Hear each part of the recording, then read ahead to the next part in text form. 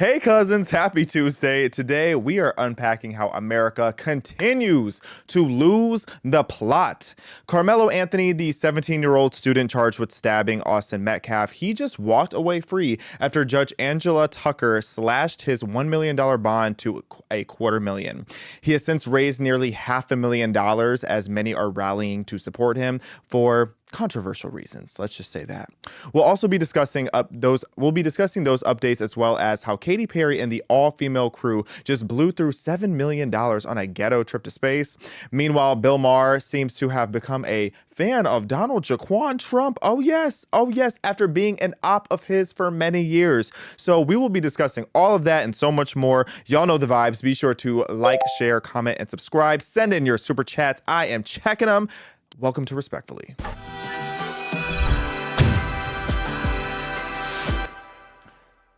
Oh, let's knock the Karmelo story out of the way first, because I am so drained physically, spiritually, not financially, far from that. Actually, you know what? I am drained financially because it's tax day. So in every capacity, I am drained when it comes to this situation with Karmelo Anthony and Austin Metcalf. So again, if you are not caught up to speed, plenty of videos recently talking about it. What had happened was a 17-year-old black student at a track meet in Frisco, Texas, stabbed a kid, also 17, named Austin Metcalf, a white kid, at the track meet, all over a seat under a tent. And the reason that the race is relevant is because, of course, everybody made it about race, when I really don't think the situation had to do with race. It had to do with the violence problem. It had to do with an anger problem. It had to do with just a very drastic lapse of judgment. A series of lapse of judgment, dare I say.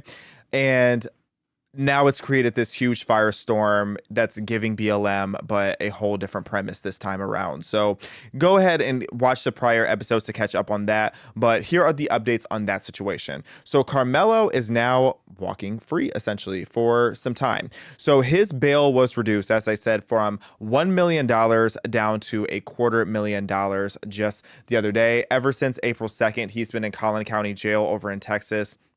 Now, yesterday, Judge Angela Tucker, when she reduced the bond, it was citing that he had no prior criminal history and because he had such deep community ties, and that was the reason why she decided to reduce his bail.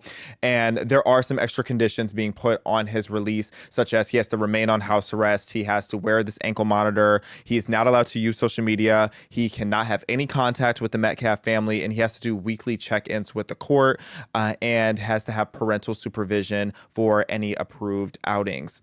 Now, where do I even begin with all of this? So first of all, I think we need to talk a little bit about Judge Tucker, because she is a black woman.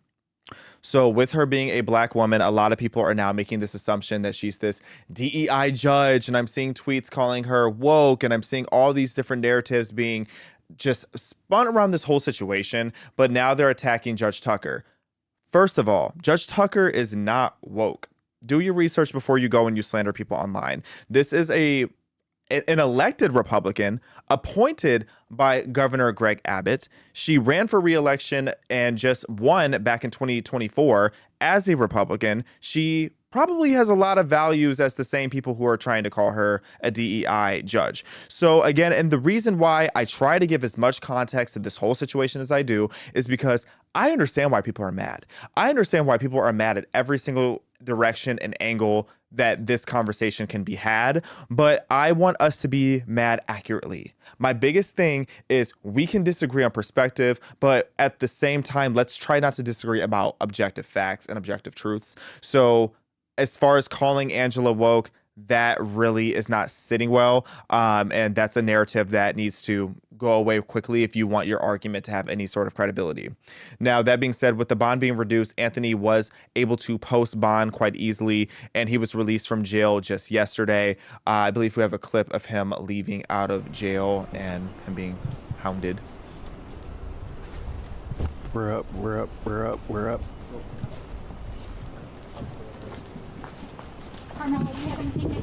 He's hard to read. I feel like I'm usually pretty good at reading people just like on their mannerisms. Like, it's hard to see how he feels right now. Karmelo, why were you armed at school? I can't tell if there's remorse. I can't tell if there's regret. I can't tell if there's Explain your anger, fear, self-defense. How is this self-defense? maybe a bit of everything. Karmelo, you like to say? Just very stoic, which honestly I'm not surprised. At the same time, I can't imagine what mentally goes through someone's head after you just murdered someone and potentially might spend the rest of your life in prison. So all that to say, now here's one of the other big controversies. So people are mad, first of all, that the bail got reduced. You know, I understand why, but typically speaking, from my knowledge, and correct me if I'm wrong, but if the criminal or the potential criminal that is awaiting trial, it's not uncommon for their bail to be reduced in a circumstance where they're not necessarily a threat to society. I really don't think it's a fair judgment call to say that Karmelo Anthony, if he with him now being back on the loose and on house arrest, that he's going to be a threat to anyone. And he is, you know, constitutionally obligated to a fair and speedy trial by jury. So until we have all the facts there, I can understand why the bail was reduced. I can also understand why people are mad. But again, making that a racial thing, it's like let's don't do that. It's like, I can't stand this situation being unnecessarily made about race. It's like, pick a struggle. It's like 1 second, it's like the narrative online is white people are privileged, so they get their bail reduced and all these things. And then the next moment it's, oh, if it was a white person, he would be still stuck in jail. It's like, I don't know what kind of criminal justice classes y'all are taking, but like, let's just be so for real and stop analyzing everything through the channel of race and just start looking at things from the objective truth. And I really get annoyed when people on the right do it. And I was fighting for my life on Twitter, or X, about this today, because people are always like, if the roles were reversed, or if it was a black person that got killed by a white person, all these different things. Yeah, I get it. I get the argument, but let's not continuously play by the left's rules. There's a reason why the left lost. There's a reason why the left no longer has a stronghold on culture or influence or even really any credibility at this point. And it's because they unnecessarily play these racial games. They don't care about context in a situation. They're too emotional whenever they try to have these serious conversations. And I don't want the right to turn into that. Otherwise, we're going to be just as doomed as the left is. The left is cooked right now. Why would we use their playbook for how we respond to this situation? So the other big part of why this is all controversial is because, as we have discussed, almost $500,000 at the time of recording this, has been raised for Karmelo's family. And it is now public information that they are relocating due to safety concerns. They're citing that there are threats being received after the incident. And I keep saying GoFundMe, so I apologize because people keep getting mad because I'm saying GoFundMe instead of Give, Send, Go. It's like, it's the same energy, okay? Same energy. But Give, Send, Go is where all this money is coming from. And again, it was made for not just for relocating, but it was made for relocating, hiring security, moving potentially to a gated community, for an extended legal defense, seeking professionals, all of that. And when I last checked, I believe it's at $435,000. Do we have an update on that? You know, I ain't got my eyes on. Yeah, it looks like $435,000 has been raised so far for Karmelo Anthony, which is crazy. Because I understand the argument that people are making in defense of him, but at the same time, I just could not see myself being so confident in a stance of self-defense when you have a kid who just stabbed someone in the heart at a track meet. This is why I say America has lost the plot. This has become such a racially, politically charged situation that people are forgetting, yes, there is a high potential that Austin Metcalf was the one who really escalated the situation, but not to a point where you stab him in the heart. It's like I said before, lose a fist fight, walk away, get a supervisor. There are so many things that Karmelo could have done rather than stab this kid in the heart. So for people to be so emboldened as to donate, I'm really, really grossed out by society. And that's the only way I can put it. It's like, I am disgusted. Like, it actually makes my skin crawl and makes me uncomfortable. It makes me really uncomfortable. So all that to say, Andrew is Karmelo's father, and he has since testified that his family is continuously getting pressure and that Karmelo's younger siblings are being attacked. And you know what? That is not right, you guys. If you are, my cousins don't do this kind of ghetto hood rattery, but if you are one of the ghetto hood rats that are threatening the entire Anthony family because of what happened, you need to stop. calm down. Okay, there are many of you out there who have criminals in your family and people who have done some really foul, disgusting things that have done those things in your family that has nothing to do with you. Okay, Karmelo's younger siblings, there's no reason that they should be getting threatened. And I 100% believe that they do, because some people were trying to even push back and be like, there's no way that's happening. I believe it's happening because, again, I have condemned Karmelo since the beginning. But because I have online and on this platform have tried to just explain the full context, I'm even getting threats. And I have nothing to do with this situation. I don't even know these black folk. Okay? So calm down. If you're going to be mad at anybody, be mad at Karmelo. Don't be mad at his father. Don't be mad at, or maybe you're mad at the circumstance of what you assume he was raised in, which we're going to get into that in a minute. But don't be mad at his little siblings. Okay, those are children who did not ask for any of this. But you know what I'm saying about the father, there's a few things that we have been assuming that I even take accountability. I assumed, and I was wrong. Okay, I thought that Karmelo, I just assumed anybody that does something that evil and vile as stabbing someone in the heart, I thought he must have grown up maybe a fatherless household, maybe as a thug, maybe as, long record. And that's not the case, which makes it even more shocking. And a lot of people are talking about how this money is being used, how a good chunk of this money is being used from Give, Send, Go to relocate into a new home. But I think people are also getting confused. The house that a lot of people are posting, which we are not going to show here, the house that people are posting saying that they're relocating and buying this beautiful home, that's the home they already live in. Okay, the current appraisal is an $863,000 home is where Karmelo is currently living. So his family is well off. His father is very much in the picture. And from what I've read online, his father is involved in the community. He comes from from the outside looking in, a very healthy, nice, good family. So this makes me just have a number of questions again of why was Karmelo so angry? Why was Karmelo so prone to stab someone? Was he not raised with consequences? Is this an example of a spoiled rich kid that just never had any discipline put on him? I don't know. I have a lot of questions. Here's him with his father, and people are posting this photo of him in the house from the inside and saying that this is the house they relocated. No, this is the house they already live in, because I went and I checked the Zillow to see the exterior, and this is the same staircase. So again, I'm baffled. I'm really baffled that Karmelo did this, because from, again, outside looking in, I would like to assume he was raised right. With the whole, I understand that, because I talk about it all the time. Fatherlessness is an epidemic in the black community, but there are a lot of fathers that really stand on business. There are a lot of black fathers that are very present, very strong, very good leaders. And, shout out to them. Shout out to black fathers. What happened here? I'm very, very curious to know. Does it change anything? Low-key, no. More likely than not, no, because at the end of the day, you still stab somebody in the heart. And again, I have to keep saying this over and over and repeating this time and time again, because people take me trying to analyze the entirety of the situation. They take that and they try to make it seem like I'm defending or empathizing or whatever with Karmelo. No, I just want to understand what happened here, because this is going to be a conversation that we're having for a while. And I don't want to just go and be someone just spewing out hateful talking points like what's happening on the internet right now. So what he did at the end of the day, it's vile, it's evil. My prediction, based on what we know so far, is I think he's going to walk away with voluntary manslaughter. Okay, I don't think he's going to walk away with murder if he actually has a strong self-defense case. And I say that not in the sense that it was justified, but in the sense of, y'all know how the court of law works.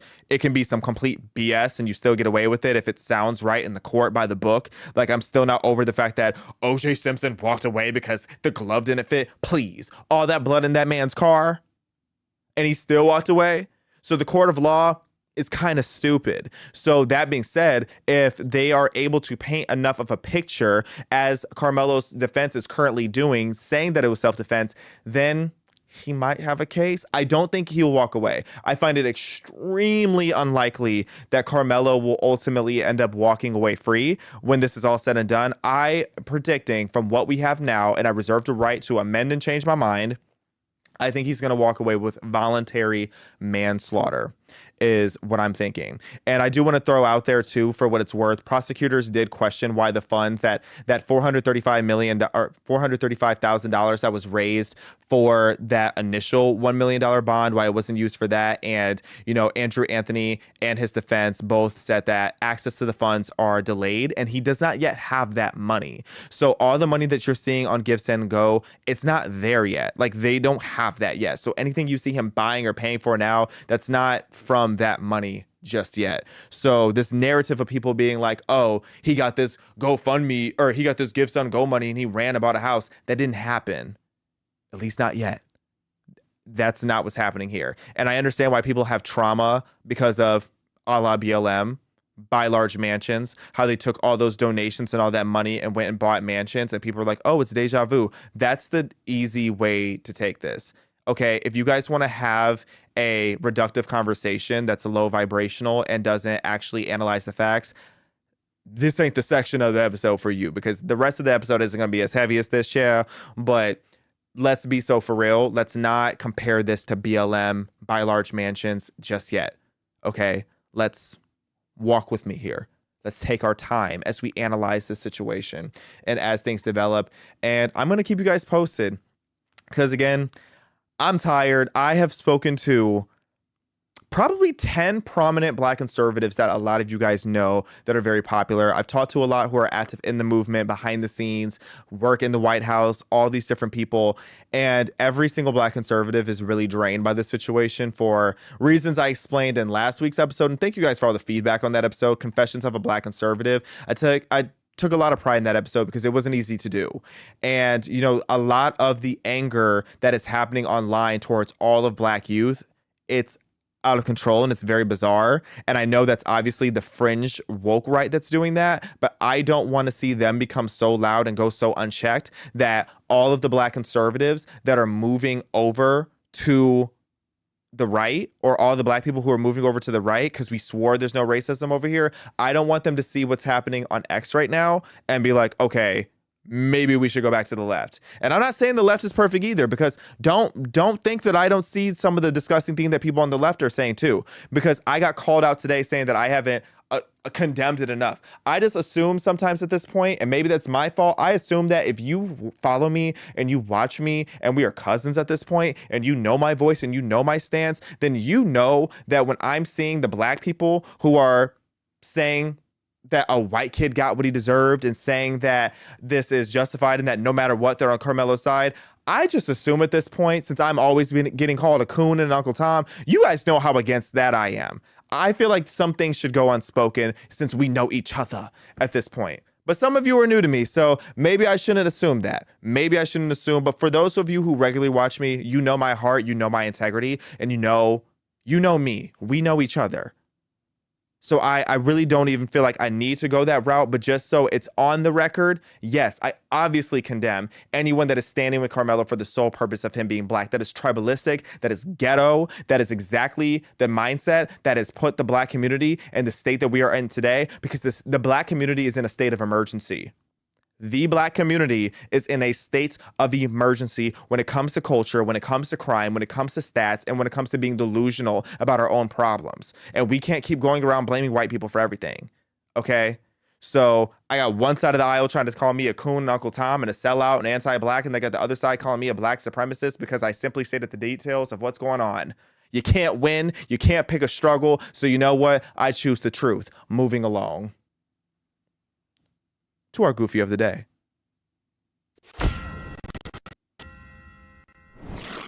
Okay, y'all, let's have some fun and talk some mess now about how Katy Perry flopped in space. Look, listen, I have mixed feelings on Katy Perry because Katy Perry gave us some of the greatest bops of the 2000s. Like, you had to be there for the Teenage Dream era. You had to be there for Teenage Dream, Fireworks, E.T., California Girls, Part of Me, The One That Got Away. Like, that run in the 2010s, insane. I think that's the only album, Teenage Dream and Thriller are the only albums in history to have 5 #1 hits. That is insane. And then her next album, I think it was called Prism, that had Dark Horse and some of the other big bops. Roar was on there. You know, bops.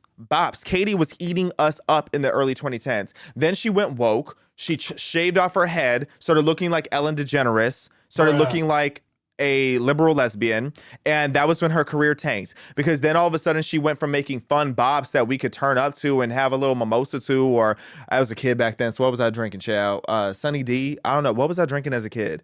Kool-Aid? Oh, never beating the allegations of being black.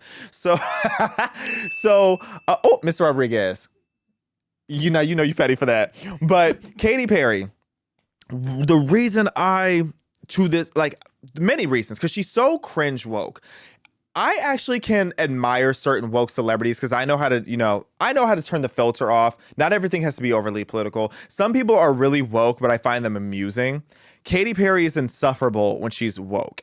She is so corny, so forced. She tries so hard to appeal to Katy Perry tries really hard to appeal to white millennial gay men, and in a way where you can tell that she has a bunch of white millennial gay men in her ear telling her every single thing to do. But she's also at the same time trying to win over this audience of young black people. I might be going too in depth for you guys, but Katy Perry, cringe. But the real reason I don't like her is because what she said about Mariah Carey. I haven't forgiven her because when Katy Perry was in her prime and they asked her about the skinny legend herself, Mariah Carey, who has 19 #1 hits, more than Katy could ever have, or anybody has ever had as a solo artist, Katy Perry said that Mariah Carey is great for a throwback.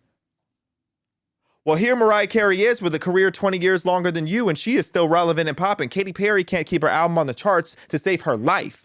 So all that to say, after Katy Perry flopped all over Billboard with her album that she put out that nobody liked, her and a group of feminists have been sent to space. Oh yes, oh yes. So a company called Blue Origin, they have this new Shepard NS-31 mission that they put together where they took Katy Perry, Gayle King, Lauren Sanchez, Aisha Bowie, and Amanda Nguyen and Carrie-Anne Flynn, all to space, sent these wenches out to space. The wenches are in space, y'all, or at least they were. So they got sent out there. This is the first all-female spaceflight crew since Valentina, how do you say her name? I almost said Teriyaki. Tereshkova? Valentina Tereshkova. Shout out to Valentina Tereshkova. She did a solo flight to, as I'm getting ready to read this, I don't even believe this. She did a solo flight to space in 1963. Is this a safe space? Okay, this is my personal opinion. Don't pin this on PragerU because you know they'll try to make the blog say that PragerU said this. I'm not saying the moon landing didn't happen. I'm just saying I got a lot of questions about how it happened and why it hasn't happened again. And can I believe that we've been to space? Yeah, because we have satellites and stuff out there. So I can believe that we've been to space. But to have made it to the moon and back, Ms. Rodriguez, do you think we made it to the moon? You know, there are tons of theories that are out there. I know there's a popular theory, you know, with there being a connection to Stanley Kubrick, you know, going back to the first time that this happened, filmmaker Stanley Kubrick and his relationship with NASA. I mean, and even evaluating the footage itself, I would like to believe that we made it to the moon. However, genuinely, I've had this conversation with so many people, and I feel like we just go down this rabbit hole. I don't know. I think we were there. Perhaps maybe not the first time. The first time, it's a little sus. We haven't gone back. That's a good question. That's the part that sends me. You're telling me that back in 1963, when we didn't even have phones, you're telling me that I almost said they didn't even have cars. Let me not do them like that. You're taking it barely way had back. Cars, just got done riding horse buggies, and you're telling me that they made it to the moon. Again, this is not a stance of PragerU. This is the stance of Xavier DeRusso, child. Right. Y'all, tell me in the chat. Do y'all believe? Let me see what they're saying. Yeah, what are they saying? I want to know. I want to know. Y'all tell me in the chat, did we make it to the moon? I don't believe it. I don't believe it whatsoever, low key. But you know what? I'll just take it for what it is. But that being said, this was the first all-female flight crew since Valentina went in 1963. And this was an 11-minute suborbital trip crossing the Kármán line, which is 62 miles above Earth, offering a few minutes of weightlessness. kind of sounds like a waste of time in my opinion. But let's talk about just a little bit more about who's on board. So you got Katy Perry, pop star, you know, an iconic pop star. She's just a flop these days. You know, she was there to bring the cultural influence and the visibility, aimed to inspire her daughter Daisy and young women, which cool. I'm not mad at it. I don't want to be too much of a hater. Okay, I don't want to seem too much of a hater, but I'm low-key hating because I think the whole premise of this was kind of messy. But I get it at the same time. But then I want to highlight just these two really. Gayle King, you were lying to the queen, and then you were lying to the king. Gayle. That's for the barbs, they know. So Gayle King, CBS morning co-host, Oprah Winfrey's alleged lesbian lover. She was there as well. I have to show Oprah up there with her fake stuff. Oprah is so funny to me. She is so fake. Can we show this clip of Oprah sitting there chilling, and then she realized the cameras were there, so she's like, let me cry real quick. She said, let me... It's an inner cry. It's an inner cry. Covering her face so that she can try to generate those tears. Oprah, who are you fooling? Bruh. And it's crazy because Oprah's actually a good actress. I saw her in The Color Purple back when she was a woman of width. Oprah, you can act better than that. Okay. Then you got Gayle King. Let's look at Gayle King. This picture of Gayle King. This. She said, "Let me go to space real quick, child." Gayle King said, "Not me about to go to space."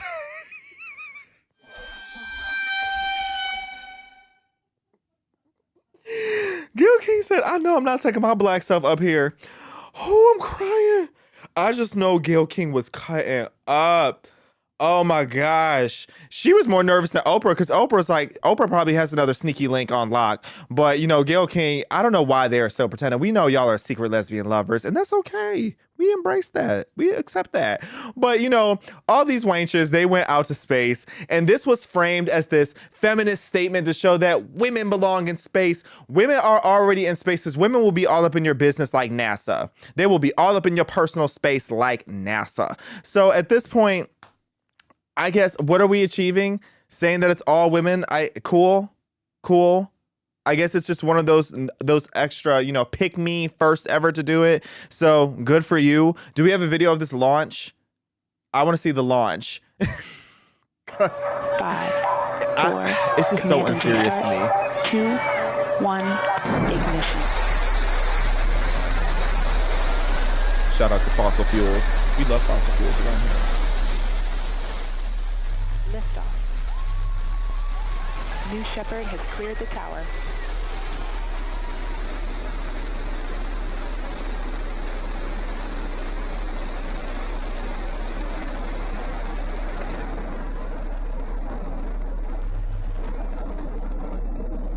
I don't believe it. Okay, I can actually believe this part. I believe that this part is happening. You know, I can believe us going outside of the atmosphere. I don't believe that we're going to the moon. All that to say, so outside of making this big feminist PR woke statement, because like, are we really about to make space woke? Are we really about to make Mars and Venus and the moon gay and liberal? Like, I just hope they don't try to make everything in space woke when they start actually having more tourism out there. It's like, if there's anything that should not have to deal with woke feminist racial propaganda, can it be space? Okay, because the aliens, ET doesn't want to have to deal with our BS here. ET does not want to deal with DEI. Do you think that they care about diversity, equity, and inclusion? If aliens in space, because don't even argue with me about aliens existing, because y'all know good and well that there's aliens out there, and if you don't, I don't trust you. I don't trust your judgment, I should say, if you don't believe in aliens. But if aliens believed in DEI, we would be participating already, and we're not. They exclude us because they know we're ghetto here on Earth. Earth is really ghetto, and they don't want to deal with us. But still, we are exploring the world of space tourism now. So Blue Origin, they did all of this because they are trying to build out commercial suborbital flights, promoting space as accessible to non-astronauts, which, again, cool. I can understand why people would want to do this. I don't know if I would go to space. I don't really think I have business being up there that high. I fly a lot, and I don't even really like being on planes that often these days. When you see all these planes crashing out, we should learn how to, master not having planes crash on the highway every other day. And then I will start taking the conversation about space tourism more seriously. And then the other part of this was about Earth advocacy and this emphasis of appreciating Earth's beauty and fragility. And it was highlighted by Katy Perry singing "What a Wonderful World" while they were in space and coming back down. And she didn't want to sing any of her hits like Firework or Extraterrestrial because she didn't want it to be about her. She wanted it to be about Earth's beauty. And I just find this ironic because Katy Perry is one of those publicly insufferable woke people, which is funny because I've heard behind the scenes I've heard that she's low-key fiscally and has some conservative views to her, especially when she voted for, I believe it was Nathan Hawkman back in the day. She's at the very least pretending to be woke. I really think she's pretending to be woke, which is why she's so cringe about it, because she's trying so hard to align with what she thinks her audience wants from her, because her whole aesthetic is this campy, cringe, colorful, just chaos. And I just thought it was interesting that when she came back, she was kissing the ground. So that was a video that was circulating everywhere. It's like, so here you are kissing the ground. Do you know that is stolen land that you're kissing? Oh yes, Katy. Oh yes, you are. Look at her praising God. Are you praising God? Because Katy Perry used to be a Christian worship singer until she sold her soul to the devil, allegedly. And now she's sitting here kissing the ground on stolen land, kissing stolen land. Cancel her. Cancel Katy Perry for kissing stolen land. Okay? The Native Americans are supposed to be there. I thought America was racist. Now all of a sudden you love Earth and you love America and you love our world and you love our society that has made you rich and famous. Girl. Well, we know that she kissed the ground and she liked it. So, Mr. Rodriguez. Katy kissed the ground and she liked it. She just kissed dirt. You know what? Shout out to Katy Perry. Don't ever disrespect Mariah Carey again, and I won't have to drag you, Katy Perry, because this could have been a whole different tone if it wasn't for that clip that lives in my head rent free. Because I don't play about Mariah Carey. Now, the internet reaction to this was so funny because when we heard that they were going to space, we thought it was going to be so elaborate. And then Pop Base, shout out to Pop Base, one of my favorite Twitter accounts to see all things woke and messy, or X accounts, because y'all been clocking me on that lately. Pop Base tweeted this: do we have like the back-to-back? Because I remember I was sitting there watching in real time. No, do we have the zoomed out version of it? Because the zoomed out is what makes it funny. Yes. So thank you, Will. Shout out to Will. Y'all don't know Will yet.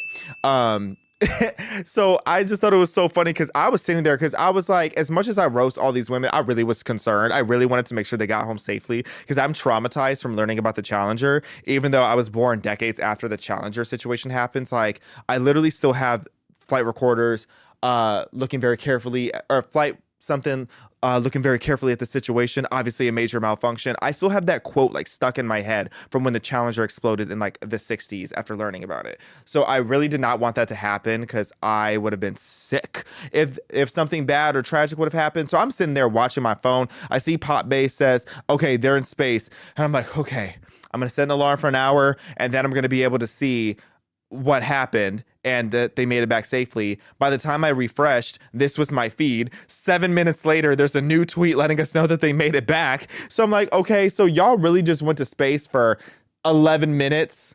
11 minutes. That to me just sounds like a waste of money and resources, but I get it. I'm a capitalist, but $7 million for that? Kind of crazy.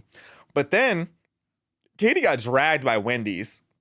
Not Wendy Williams, because everybody was asking me if I saw Everybody asked me if I saw a Wendy's tweet. I thought they meant Wendy Williams. They meant the restaurant, child. So I ain't got my eyes on. It says about how Katy Perry has made it back from space. Something like, can we send her back?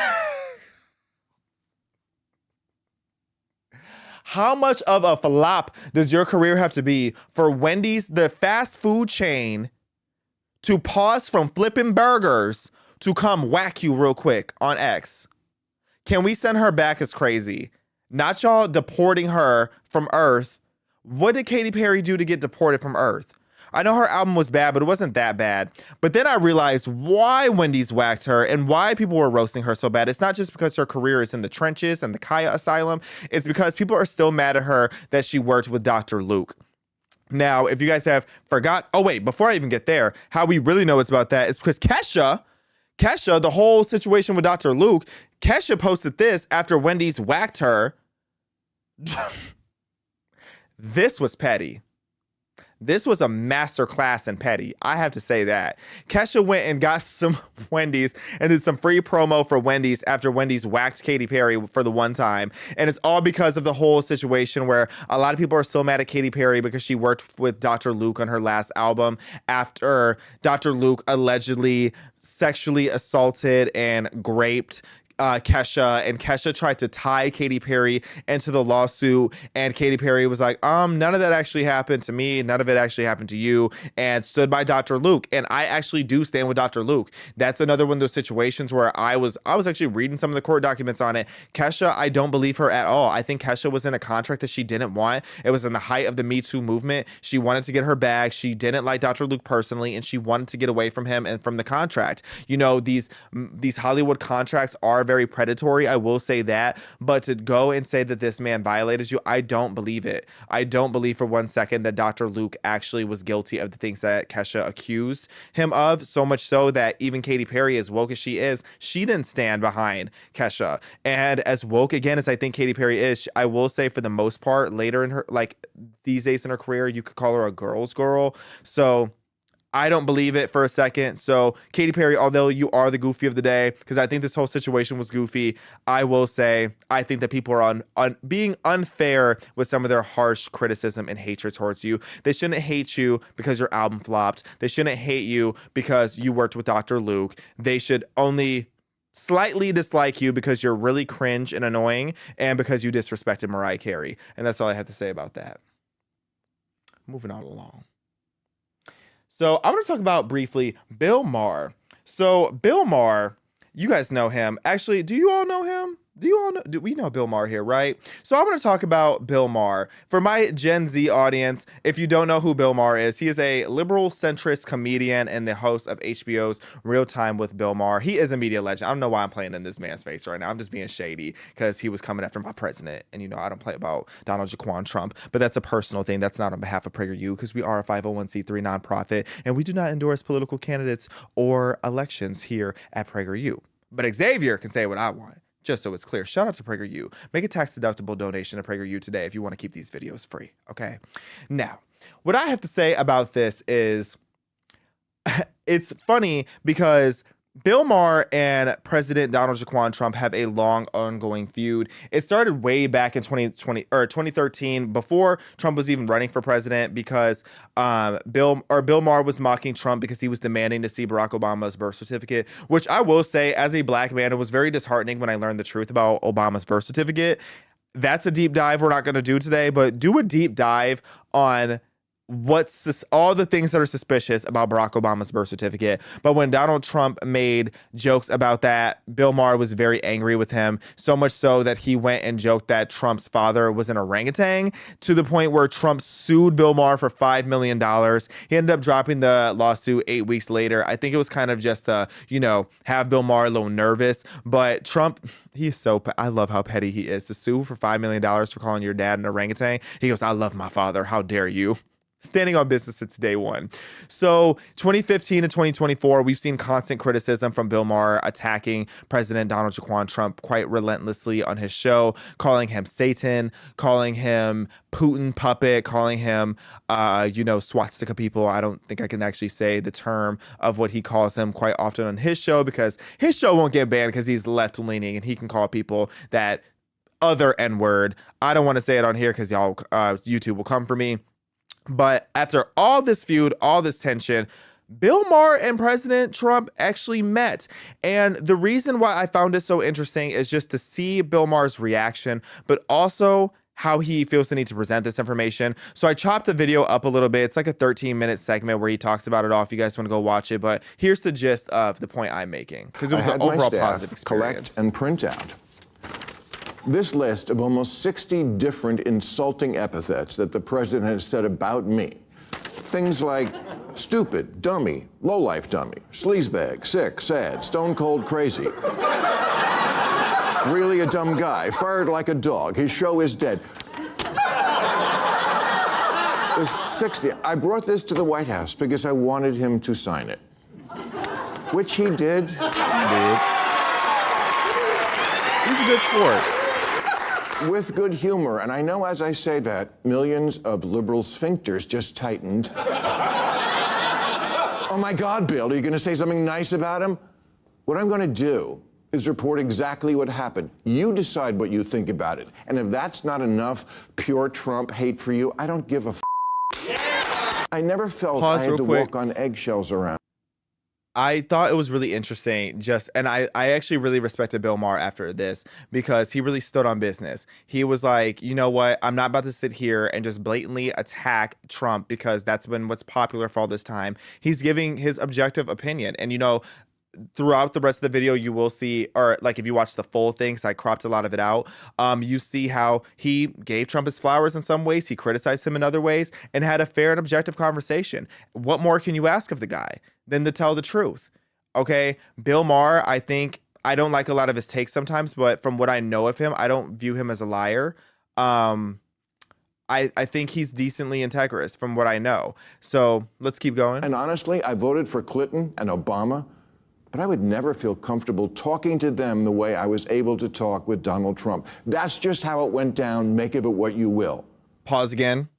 You know why? Because the conservatives are not the snowflakes here. It's people on the left that you try to joke with or have conversations with or address issues with that cannot have a conversation. Over on the right, especially someone like President Trump, there's not a name in the book you haven't called him.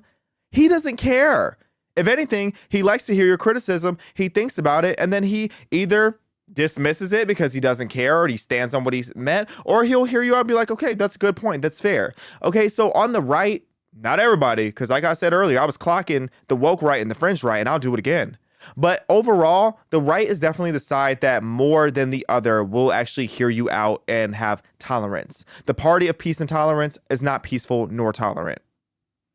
Me, I feel it's emblematic of why the Democrats are so unpopular these days. Clock it. And he said, Wake that up. you know, I've heard from a lot of people who really like that we're having this dinner. Not all, but a lot. And I said, same. A lot of people told me they loved it, but not all. And we agreed. The people who don't even want us to talk, we don't like you.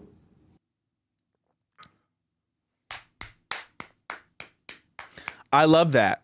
I love that. The people who do not want people on the left and people on the right to talk, you're the problem. Now, I get it.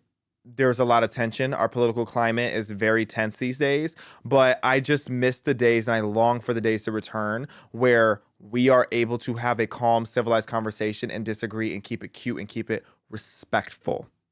Okay, you know, being able to poke fun at each other, being able to crack jokes, being able to, you know, iron sharpens iron. I feel like our country will heal and move on so much when we start having the mindset that Bill Maher and President Trump had going into this, where they were real, they weren't being fake, they weren't being funny, but they still were able to have a good time and come together. Like, people are so shocked sometimes when they'll see me interacting with somebody on the left, or when they ask me if I have left-leaning friends. I'm like, yeah, because I'm not tribalistic.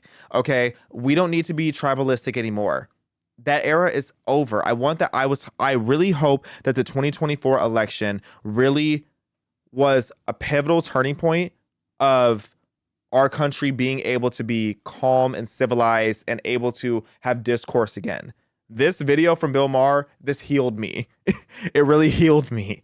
And I also just find it very telling how he had to give so many disclaimers throughout the video and the full clip, and how he had to continuously say, okay, liberals, this isn't going to be me just dunking on Trump. It's like, that's what they crave.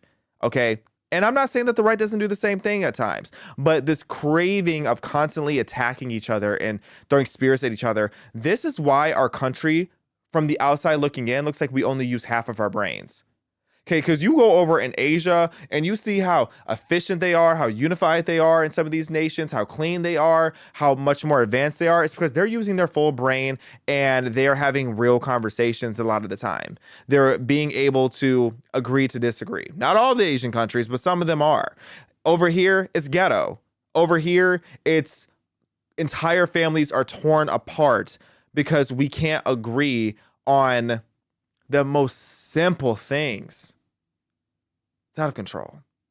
But I will say that there is a lot of criticism that people are giving Bill Maher, saying that he's only being friendly to Trump and only being somewhat, amicable and friendly and gracious because MAGA is hot right now and because conservatism and the right wing is hot right now. And, he did say multiple times, and I was being petty when I said earlier, did Bill Maher go MAGA? No, he didn't. He made it very clear that he's not necessarily a Republican now. He just, if anything, has respect for Trump because he realized that Trump is a real person, and he realized that people on the right aren't all as fringe and crazy as extreme as he has presented us to be for so long. And, there is an argument to be made that maybe he is doing this to be opportunistic. Maybe he is doing this because I don't know what his ratings are looking like, but maybe his ratings are on the floor. Maybe his ratings are tanking and he's realizing that this hard woke direction isn't what's going to bring in the views anymore. If you want to bring in more views, you have to be at least open to the idea of people on the right being in spaces. I think that there probably is an element of truth to that. But overall, I would rather not focus on the negative of this situation. I would rather focus on the win. And the win that I see here is that someone from the left that's prominent, someone from the right that's the most powerful person on the right, were able to sit down, have a conversation, laugh, crack jokes, criticize, debate, shake hands, and walk away the way it should be. Now, one last thing I want to talk about. Now, this thing is a bit personal for me. So a little bit about my personal background, like from preschool all the way through college, just by Red Lives Matter is crazy. Red Lives Matter.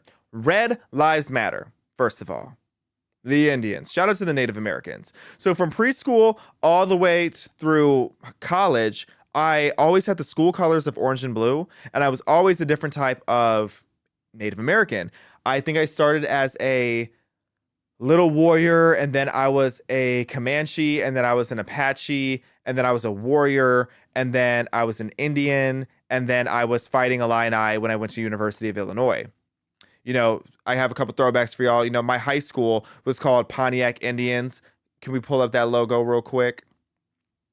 Shout out to Pontiac. Shout out to my little cornfield town. I can't believe it's my 10-year reunion coming up. Oh my goodness. I'm getting old, child. And if you are also part of 2020 or 2015 class from Pontiac, you're getting old.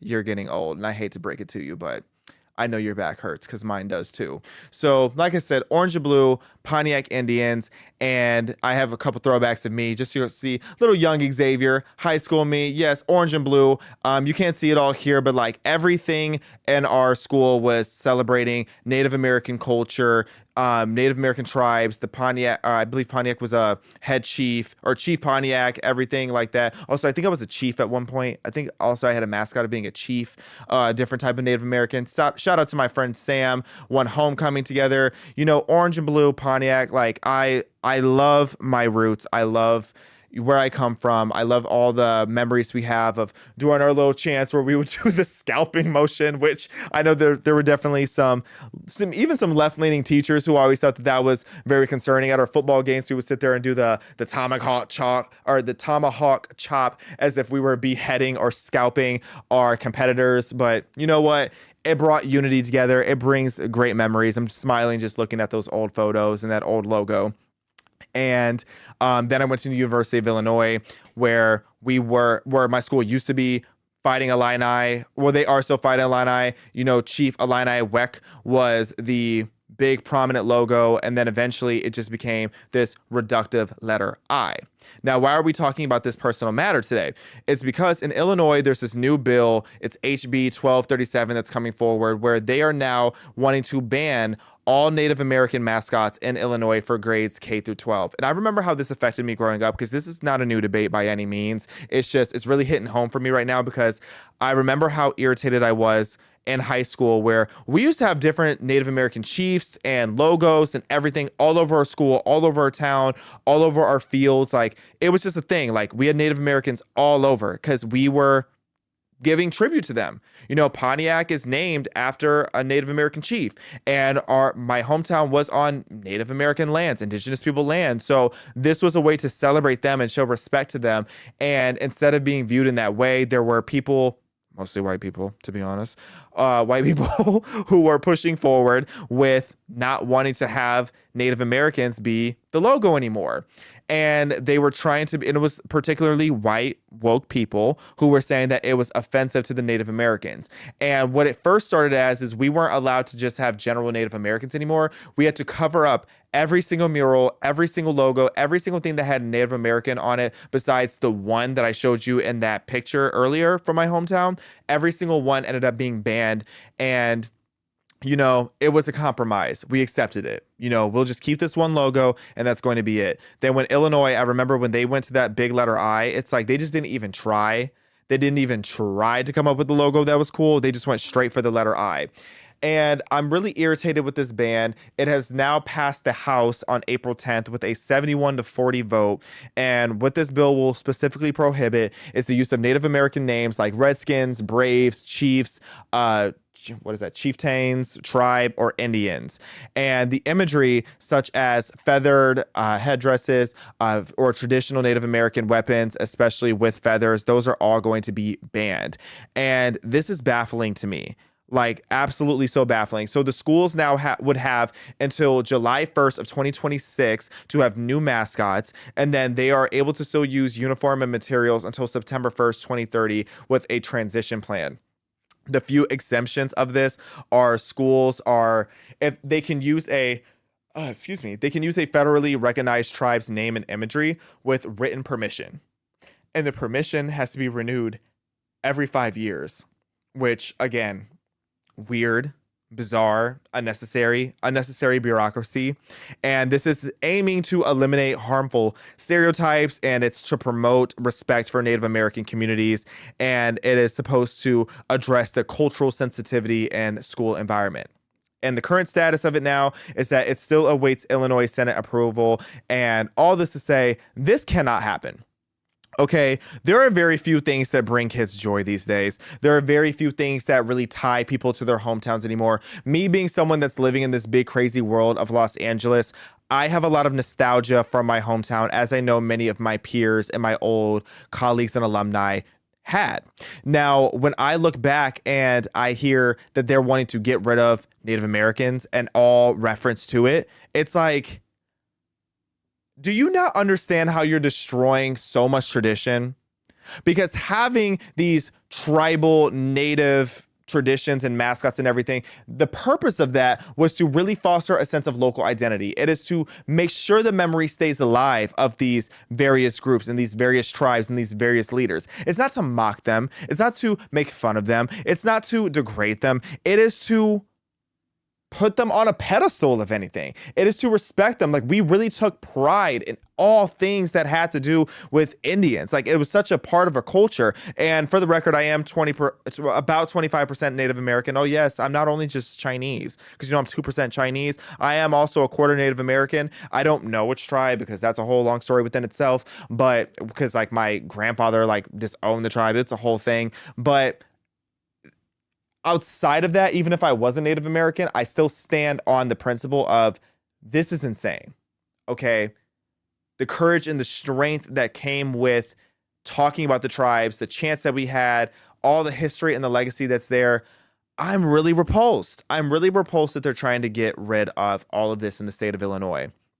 And I looked it up because I was curious. I'm like, I know every time I talk to other Native Americans and people who are predominantly Native American or really well rooted within their identity, they're like, okay, yeah, I get the argument, because it's like, it's a race, it's an ethnic group. Would you like it if other ethnic groups were a mascot? But it's like, there's so many obvious common sense reasons that I shouldn't even have to dive super deeply into about why it's kind of a different comparison. But 90% of Native Americans, when they were polled back in 2004, when this conversation really started happening, is they said that they were not offended with the Redskins name. They actually thought it was pretty cool. They thought that because of the way it was handled with respect, and it was handled with, again, pride. and strength. And it was a way to keep their legacy alive. It was a way to keep their visibility alive, because otherwise you're just not going to hear about them. It reminds me of the Aunt Jemima situation. The woman whose face was on the Aunt Jemima bottles, she was so, like, her family was so disappointed that they took her off. They took her legacy away, you know, and it was all these woke activists, these woke white liberals, if we're being honest, who went and tried to speak on behalf of these different groups. And now you're harming the exact same people that you were trying to protect and you were trying to support. It's like, read the room a bit. But I will say, in fairness, in 2020, UC Berkeley did a study where they said, or they found that 49% of people found it offensive to have Native Americans as a mascot or having different tribal elements as a mascot or a logo. But, you know, this seems to be a lot of woke college kids and a lot of woke people in Berkeley. So I really take that poll with a grain of salt, because kids from Berkeley are offended by everything. I could say that the grass is green and they would think that I was being disrespectful and excluding brown grass. So I really take that with a grain of salt. Overall, my point is, if you are in the state of Illinois or want to support the state of Illinois, please reach out to the local Senate and tell them, and this is not a stance of PragerU because that's technically a bill. This is me personally. Please, for my nostalgia, for my hometown, for my home state, fight against this, push back against this, call your local Senate or your local Senate and let everybody know that we want to keep the mascots. We want to keep the legacy alive of Chief Illini Weck and of Chief Pontiac and of all the great things, the Comanches, the Apaches, all the different people who are represented in this community. This is what has tied the community together for hundreds of years. Let's not end tradition now because a couple woke liberals are trying to speak on behalf of a culture that they know nothing about. And that's all I have to say about that. Thank you guys for tuning in for another episode of Respectfully. Again, oh, and thank you for 100K. I forgot to say that. We're at 100,000 subscribers, and we just started back in January, so I am very grateful for that. 100,000 cousins. Thank you, thank you, thank you. Please continue to keep the live chats popping. I want to build a real community here and start being more active in the chats. And, you know, like, share. This show is only going to grow, and keep the lights on if you guys are telling your friends about it so they can tune in as well. I am so grateful for you guys, and I will see you on Thursday.